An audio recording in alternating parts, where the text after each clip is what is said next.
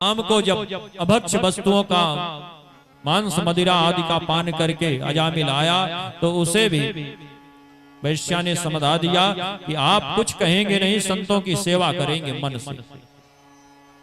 पर अजामिल का तो स्वभाव ही भैया बदल चुका था। देखो भाई, अपने अपने स्वभाव की बात है। एक बार एक कुम्हार चिलम बना रहा था। अब चिलम बना रहा था, गर्मी का समय, यही समय रहा होगा भैया, धीरे धीरे गर्मी आ रही थी। तो कुम्हार की पत्नी घर से बाहर आई और उसने कहा, चिलम क्यों बना रहे हो, सुराही बना लेते, गर्मियों का समय आ रहा है, आराम से बिक भी जाएगी, सब बिक जाएगी, 2 पैसे हमें लाभ भी हो जाएंगे। चिलम तो धीरे धीरे बिकेगी, कोई लाभ नहीं होगा। कुम्हार ने कहा ठीक है, बात मान गया। कुम्हार जो चिलम का स्वरूप मिट्टी को दे रहा था, उसका स्वरूप परिवर्तित कर दिया और उसे सुराही बनाने लगा। मिट्टी ने कुम्हार से पूछा कि अभी तक तो आप हमें चिलम का रूप दे रहे थे, अब सुराही बनाने लगे हो, क्या बात है? तो कुम्हार ने कहा, हमारा भाव बदल गया है, क्योंकि हमें तो बेचना है बना करके, इसलिए मेरी पत्नी ने कहा तो मेरा भाव बदल गया है, इसलिए मैं अब तुम्हें चिलम का आकार ना देकर सुराही का आकार दे रहा हूं। तुम्हें कोई परेशानी?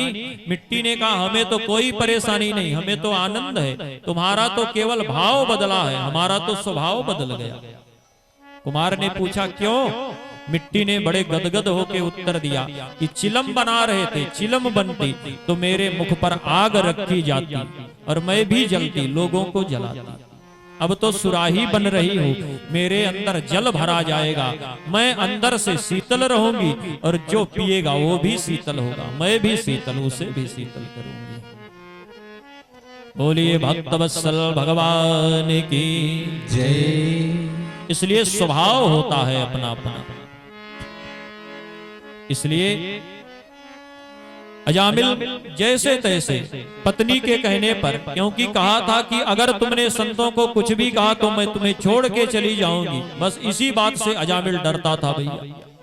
तो उसने संतों को कुछ नहीं कहा।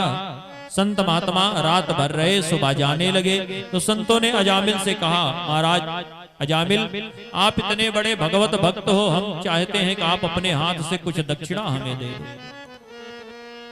अजामिल ने कहा, महाराज यही शुक्र करो, यही धन्यवाद करो कि हमने आपका ये जो दंड कमंडल है यही नहीं छीन लिया, नहीं तो इतने बढ़िया पीतल के फूल के कमंडल आप लोगों ने रखा है, घंट घरियारी, ठाकुर जी का आसन, ये सब हम बेच लिए होते समय को महाराज। ये तो हमारी पत्नी ने रोक रखा है तो छोड़ दिया। जैसे भगवान श्री राम हमारे मर्यादा पुरुषोत्तम सरकार जब चित्रकूट में पहुंचे भैया, वहां कोल भीलो ने भी यही कहा कि सरकार हाथ जोड़ के, यह हमारा अति बड़ सेवकाई, ले ही न बासन बसन चराई। यही तो हमारी सेवा है कि आपका कुछ छीन नहीं रही, हमारा भी स्वभाव बदल गया। अजामिल ने कहा, महाराज यही धन्यवाद करो जो आपको कुछ कह नहीं रही।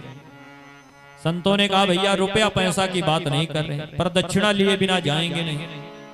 अजामिल ने कहा, तो मांगो जो मांगना है, फिर जब रुपया पैसा धन दौलत नहीं चाहिए। संतों ने कहा, महाराज आपके 10वां बेटा होने वाला है। अजामिल ने कहा, आप लोगों को ये कैसे पता कि 10वां बेटा ही होगा? संतों ने कहा, हमारा आशीर्वाद है तुम्हारे घर 10वां बेटा ही होगा, पर ध्यान रखना दक्षिणा यही दे दो कि इसका नाम नारायण रख देना। अजामिल ने कहा, नाम तो कोई ना कोई रखना ही भैया, किंटू पिंटू कुछ ना कुछ तो रखेंगे, तो चलो नारायण ही सही, इसमें तो पैसा लगना नहीं है। और कालांतर में सुखदेव जी कहते अजामिल के 10वां बेटा ही हुआ, 10वीं संतान बेटे के रूप में आई। महात्मा तो कहकर कब के चले गए थे, पर अजामिल भी बात का पक्का था भैया, उसने अपने बेटे का नाम नारायण रख दिया। धीरे धीरे समय बीता, अजामिल का अंत समय आया, और जब अंत समय अजामिल का आया तो यमराज के, जो पहले दिन कथा में निवेदन किए थे हम भैया, यमराज के काले काले मोटे मोटे दूत हाथ में बढ़िया सोटा लेकर के आके पहुंचे और अजामिल के शरीर से प्राणों को खींचने लगे भैया। अजामिल के शरीर से जब प्राणों को खींचना प्रारंभ किए तब अजामिल चिल्लाया, बड़े जोर जोर से रोने लगा भैया। सुखदेव भगवान कहते हैं अजामिल अपने छोटे बेटे को बड़ा प्रेम करता था। सो अजामिल अपने बेटे का नाम लेकर के जोर जोर से पुकारा, बड़े जोर जोर से अपने बेटे का नाम लेके पुकारा। उसका बेटा नारायण वहीं पास में ही खेल रहा था भैया।